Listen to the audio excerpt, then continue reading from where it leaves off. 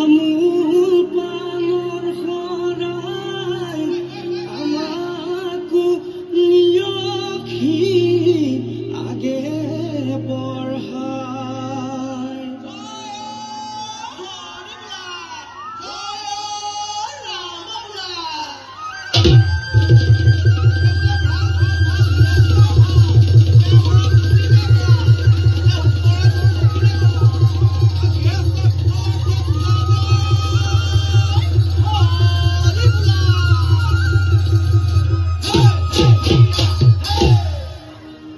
জয় জয় জয়তে দেউতাৰ ঘৰতে প্ৰথমে হুঁচৰি গায়